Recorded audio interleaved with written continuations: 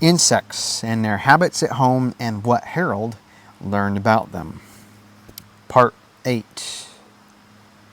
I found a mosquito down by the river. I haven't seen one before this summer. The rascal bit me, and I killed him for his pains. See, Uncle, it is quite swollen. But I want to see how his head looks, and his bill, and I hope you are saving the wing, said Uncle Frank. If you have, you will be surprised at its beauty. I think I did, Uncle. I meant to, but I want to see his bill, the thing he bit me with. Uncle Frank put the tiny head under the glass at once and smiled. You've a fine specimen here. Only your mosquito is a gnat. Very much like the mosquito, however, in fact. We may call them cousins. You may see the proboscis which stung you. Now, you don't wonder the wound has swollen a little, do you? Why? Can it be that this is the head of that little chap?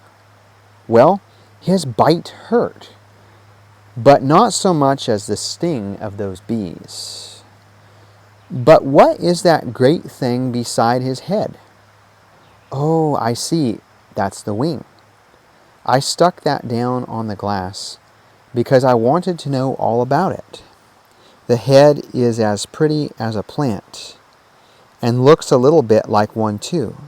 And the wing, oh my, that looks like anything in the world but a gnat's wing, doesn't it, Uncle?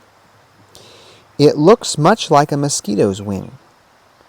Only the embroidery, or trimming, as we might call it, around the edge is not quite so elaborate. A great many years ago, when the country was newer than it now is, mosquitoes were not quite so much of a curiosity as they are now in this section of the country. I can remember sleeping in the barn many a summer to get rid of them. Didn't they creep through the cracks, Uncle? Oh, no. The smell of the clover and hay drove them away. Oh, how I used to enjoy those nights in the old barn, sleeping in the fragrant hay. Yes, I like sleeping in the barn too. When we would shut up the house for the night, ready to go to our sleeping quarters, the of the disappointed insects left behind was loud and fierce, for there were myriads of them, and right glad we were to escape them. But how did you manage in the daytime? You couldn't stay in the barn all the time. They're not so troublesome days, though I can remember standing by my mother's side when a child and fanning the bloodthirsty insects away from her while she sewed. At this time, Uncle Frank was busy adjusting another lens to his instrument. I have an idea. There is something else here worth looking at, but it is too small to see plainly through the first lens. Ah, here we are. I thought so. You noticed maybe that the proboscis looked rough and strange through the first lens. The fact is that it is completely covered with tiny feathers, which this stronger lens will reveal. Feathers? Oh, Uncle, there's something strange and new all the time. Think of feathers on the bill of a little gnat. I wonder what they are for. How strange they look. I cannot tell you their use, but you may be sure that they act some part in the physical makeup of the little creature. We cannot understand all the ways of the great Creator. They are past finding out, said Uncle Frank reverently. But, continued he, this little instrument called a sting or proboscis is really composed of 6 tiny lancets covered over by the feathery sheath. The wings of the gnat are also most wonderful pieces of mechanism. They are estimated to vibrate 3,000 times a minute when the insect is flying. Think of a joint so delicate as that which must connect this wing to the body, and yet so elastic and smooth that it will allow of such tremendous speed and motion as this. I should think the joints would need oiling pretty often, said Harold. And yet the little insect is almost constantly using his wings. So delicate, and yet such perfect mechanism. It is wonderful, and the more we study these things, the more astonished we feel. The earth and the sea are filled with tiny creatures, some of them too small to be seen by the unaided eye, and yet when we place just one of them under the magnifying glass, we find enough to keep the wisest philosopher studying almost for a lifetime, and then he will not find out all there is to know. It makes a little boy like me feel pretty small and ignorant, Uncle Frank, sighed Harold. That is the way the wisest feel, small and ignorant.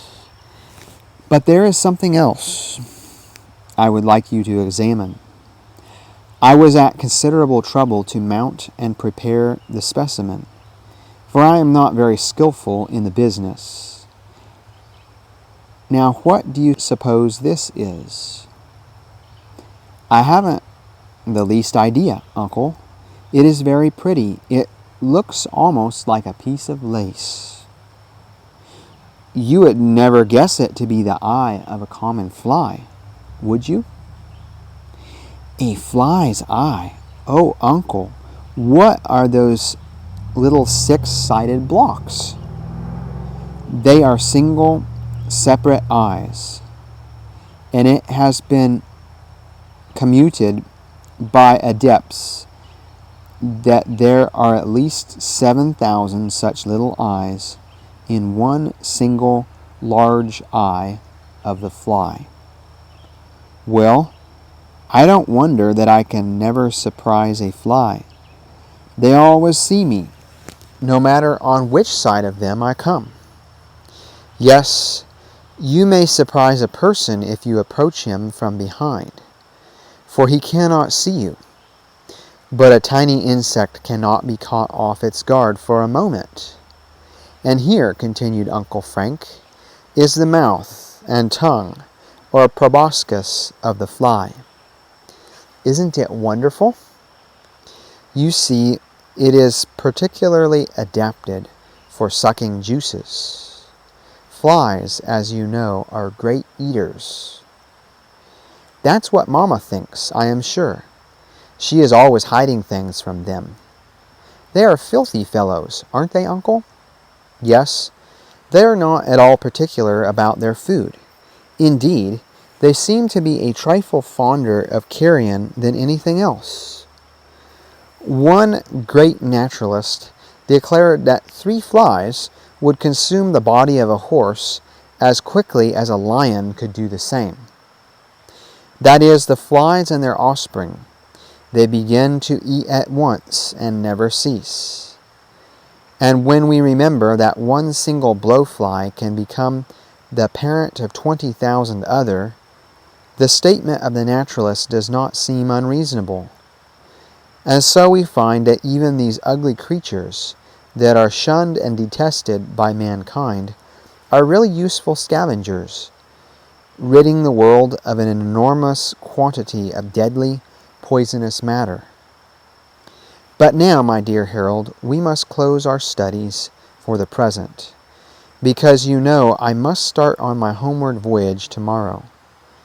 But I am sure that you have become sufficiently interested in the things you have seen and heard about insects to continue your studies, which you can do even without a teacher. And my dear boy, if you and I are so happy as to be numbered among the blessed company of the saved, we shall have an eternity in which to learn more and more of the wonderful works of the God whose name is love. Wow. Heaven will be a school from which we will never graduate. We can study and learn more and more and more and more about the wonderful creation of our amazing Creator God. He is an amazing Creator. Wow. He is such an inventor, such a creator.